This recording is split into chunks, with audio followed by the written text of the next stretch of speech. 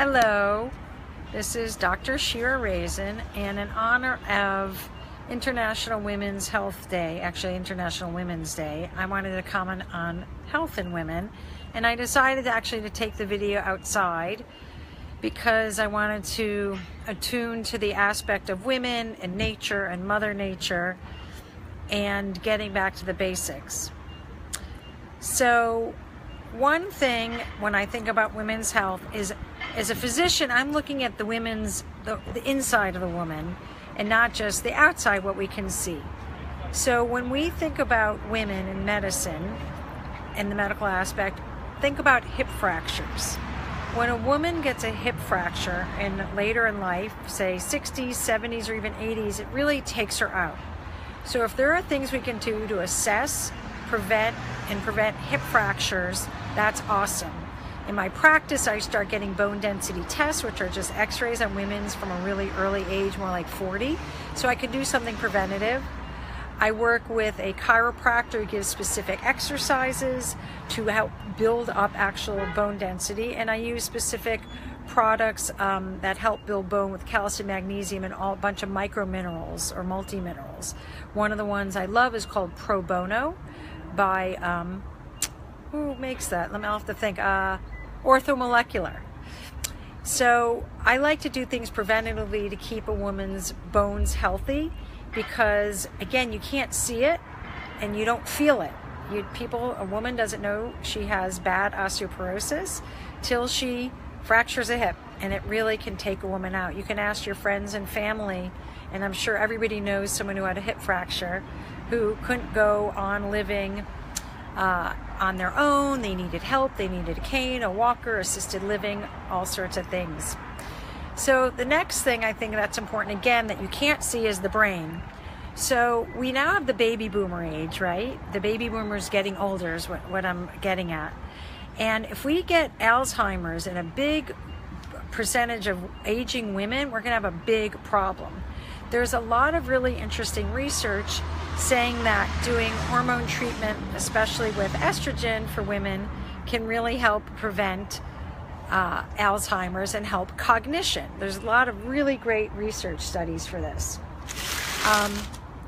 And then thyroid definitely can help a woman's cognition.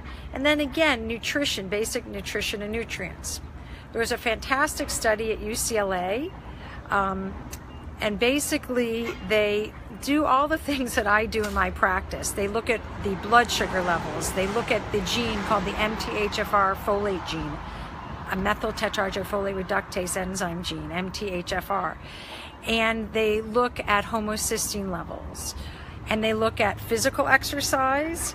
And right now I'm liking yoga for women and the bar method and things that really help the core and put some pressure on the weight bearing in a way. So it really stimulates bone health as well as mental health. And I have a patient recently who's a man who actually said getting on the treadmill, he felt really just as increased his cognitive health as well, his thinking. And he has like an early case of dementia, but very early, thank God for him. And then the other thing is the mental exercises like crossword puzzles or Sudoku or even reading and writing up little essays about what you're reading. Any of these things can help keep the mind active. And they have what we call in medicine and neurology neuroplasticity, which is a fancy way of saying your nerves and your neurons can keep growing and evolving even whether you're 5 years old or 95 years old. Now, the last thing I just wanted to mention, I could have an endless list of things about International Women's Health Day International Women's Day that affect women's health. But the other thing I wanted to mention, which is not obvious, is motor vehicle accidents. So basically in the United States, I'm going to go post the statistics. I just didn't want to read a bunch of boring statistics. But the statistics for morbidity and mortality, which means pain, injury, as well as death from car accidents, whether the person's in the car or walking and a pedestrian, or on a bicycle or on a motorcycle, they're huge. I'm sure if you just stop and think, people who are hurt, either temporarily, permanently, or dead from some type of car accident. And so that begs the question, what are we doing in policy? So, you know, definitely I don't want terrorism and terrorists coming and hurting people, but really, if I could affect or help affect a policy change in the United States, it would be for helping people drive better, drive safer. And I spoke to my dad, who's a PhD, and he's 87 years young, and he listed off like 10 ideas he had how to make driving and motor vehicle safety for people and pedestrians, you know, people, drivers, passengers, and pedestrians safer.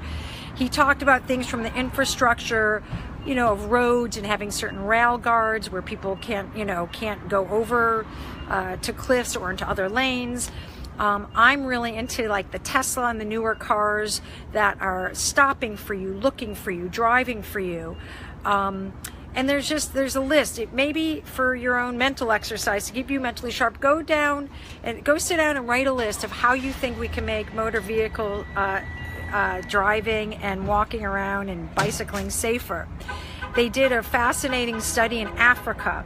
And I guess I can post this later, but basically they're in this part of Africa, they didn't have trains or buses, but they had minivans. So the guys, mostly men, would drive around these minivans, and they would drive them town to town.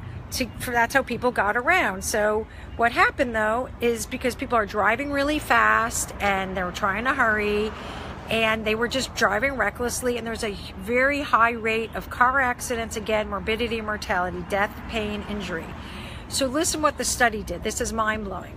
And half of the cars, or these minivans, they put a sign in both languages, English and the local African language, that said, if you think your driver is driving recklessly and unsafely and you're scared, you know, let them know, like in a passive way.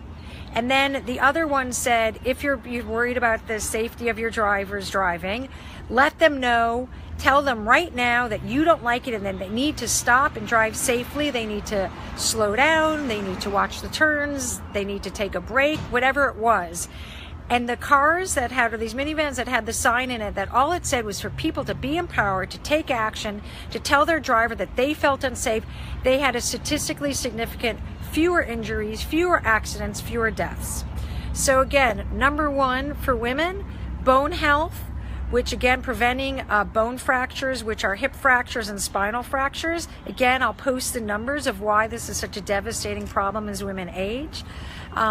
Number two, the brain, preventing Alzheimer's, preventing dementia. I'll post the link to this UCLA study, which is basically looking at nutritional medicine, some hormonal medicine, some what we call metabolic medicine, which is about, again, looking at blood sugar and inflammation.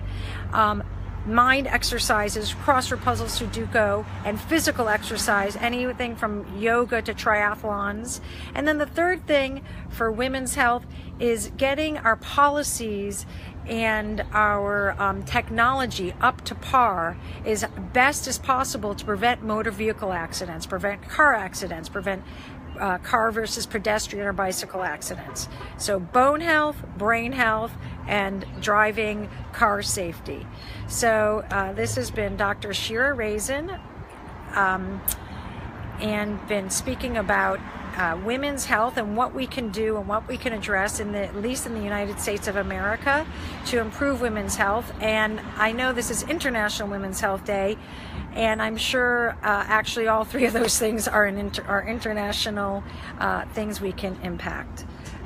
Please leave any comments or concerns or ideas you have. Let's start a really great dialogue in our communities about what policies and what things we can do for health and healing for each and every one of us. Thank you.